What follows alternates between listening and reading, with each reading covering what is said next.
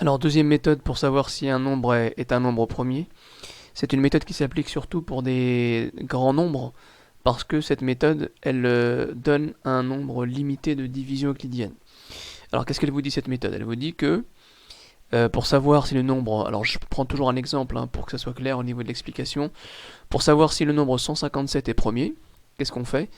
On effectue les divisions euclidiennes successives de 157 par tous les nombres entiers compris entre 1 et racine carrée de 157. Donc ça c'est un résultat qu'on va admettre, on peut le justifier. Donc en fait on va pas faire des divisions jusqu'à 157, on s'arrêtera à racine carrée de 157. Si aucune de ces divisions ne tombe juste, alors ce nombre est premier.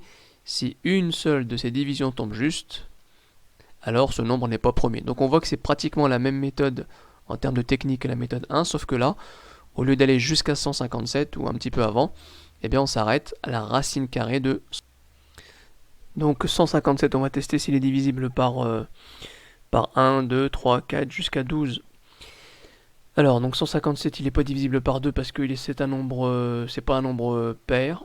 Il ne finit pas par 0, 2, 4, 6, 8. On essaie la division par 3. Dans 15, il y a combien de fois 3? 5 fois. 5 fois 3, 15, il reste 0. On abaisse le 7. Dans 7, il y a combien de fois 3? 2 fois. 2 fois 3, 6, il reste 1. Donc on voit que 157 n'est pas divisible par 3.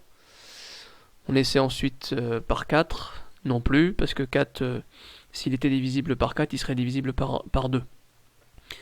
157 n'est pas divisible par 5 parce qu'il finit pas par 0 ou 5. 157 n'est pas divisible par 6 non plus parce que sinon il serait divisible par 3. On essaie maintenant avec 7.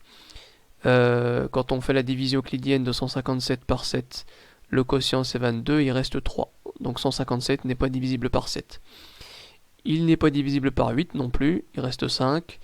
Il n'est pas divisible par 9, il reste 4.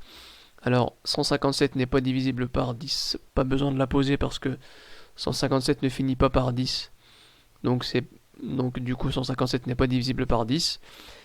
Ensuite par 11, 157 n'est pas divisible par 11 parce qu'il reste 3. 157 n'est pas divisible par 12 parce qu'il reste 1. Conclusion, donc là on s'est arrêté au niveau des tests de notre division au dernier nombre entier juste avant la racine carrée de 157. Donc d'après la méthode numéro 2, comme 157 ne possède que 2 diviseurs, on a vu qu'ici il n'y en a aucun parmi ceux qu'on a testés. Alors quand on dit 2 diviseurs, c'est 1 et lui-même. Donc comme 157 ne possède que 2 diviseurs, alors 157 est un nombre premier.